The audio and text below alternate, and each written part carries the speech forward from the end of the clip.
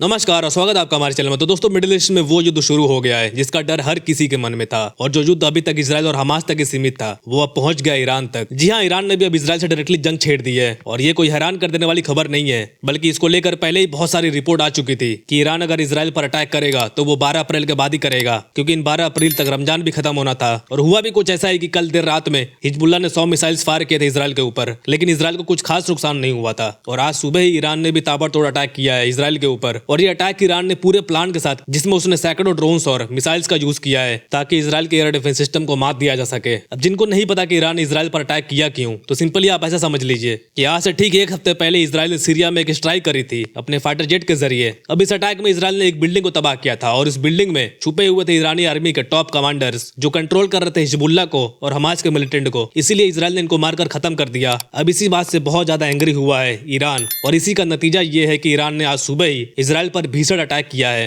अब यहाँ इजराइल का कहना है कि ईरान ने जितने भी ड्रोन्स और मिसाइल से हम पर अटैक किया है उन सभी को इजरायली मिलिट्री ने इंटरसेप्ट कर लिया है अपने एडवांस एयर डिफेंस सिस्टम की मदद से। इसलिए इजराइल को कोई ज्यादा नुकसान तो नहीं पहुंचा है। अब देखिए, इजराइल को कोई नुकसान होना भी नहीं चाहिए था, क्योंकि इजराइल को ऑलरेडी पता था कि ईरान बड़ा हमला करने वाला है, इसलिए उन्होंने पहले से ही अपने आप को डिफेंड करने के लिए तैयारी कर ली थी। लेकिन यहाँ सोचने वाली बात है कि ईरान ने जो अटैक किया है ये उसने फुल फोर्स के साथ अटैक नहीं किया है, क्योंकि यहाँ कुछ ही ड्रोन्स और कुछ ही मिसाइल्स फायर किए गए हैं। और वो जो हमास वाला अटैक था जिसमें एक साथ 5000 मिसाइल्स इजराइल पर छोड़ी गई थी, जिससे इजराइल को बहुत ज्यादा नुकसान पहुंचा था, वैसा कुछ अटैक फिलहाल ईरान ने नहीं किया है। और ईरान ने भी ये बात कंफर्म करी है कि हमने जो अटैक किया है वो कुछ स्पेसिफिक टारगेट को पकड़ के किया है, मतलब जहां मिलिट्री बेसेस मौजूद हैं, जहां फाइटर जेट्स खड़े हैं, उन जगहों को हमने टारगेट किया है, ना कि हमने कोई सिविलियंस के जगह को टारगेट करके वहां के आम लोगों को नुकसान पहुंचाया है। अब ये जो डिसीजन है ना, आई थिंक ये ईरान की तरफ से मैसेज भी दिया गया है दुनिया को कि देखो, हम कोई सिविलियंस को टारगेट नहीं करते हैं, हमारी दुश्मनी इजराइल की गवर्नमेंट से है और उसकी मिलिट्री से है, तो हम उसी को टारगेट कर रहे हैं। लेकिन ये स्टेप मुझे लगता है कि बहुत ज्यादा अच्छी है, क्योंकि ईरान ने यहाँ ह्यूमैनिटी दिखाई है। लेकिन अब आपका सवाल होगा कि इस अटैक के बाद अमेरिका का क्या कहना है, जो बाइडेन का क्या कहना है। अब देखिए, अमेरिका ने कहा है कि हमने इजराइल के साथ मिलकर ईरान के जितने भी मिसाइल्स थे, ड्रोन्स थे, उन सबको हमने लगभग 99% एक्यूरेसी के साथ टेक डाउन कर दिया है। और शायद 1-2 मिसाइल ही हो सकते हैं जो गिरी हो